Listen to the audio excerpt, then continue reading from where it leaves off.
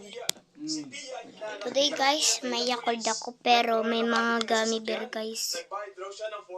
Hindi nyo to natatry. Wait lang, tanggalin ko lang yung laman. Matapos maibenta sa sakyan na hindi na muling nakita ang mag-ina sa ginawang luminong test ng sobo sa bahay ni Pia, nakita na mga pinaniniwalaang bakas ng dugo ng tao sa banyo, lababo at drainage. Patuloy pa ang pagsusuri para malaman kung saan nanggana ang umano'y dugo. Grabe guys, matatapos ang video. Yung car agent na yan, may effect. Ay, kamay, bilisan mo. Pag nakabayad ka na, uhuldapin ulit sa'yo yung pera.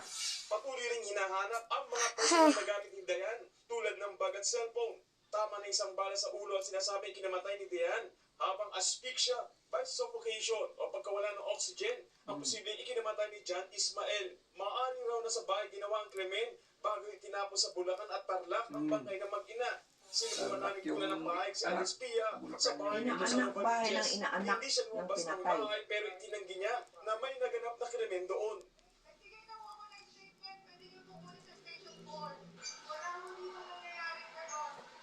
Sasalaysay ni Pia sa QCPD Station 4, sinabi niyang umalis na ang mag-ina sa kanyang bahay matapos ang bentahan ng sasakyan. Huling beses niya raw itong nakausap noong January 17, kung saan daw sinabi ni Dayan na nakitulog sila sa isang kaibigan.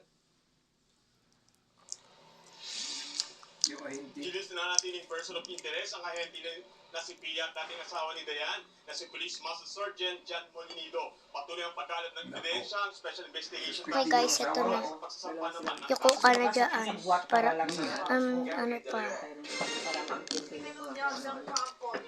Ito guys, yung okay guys.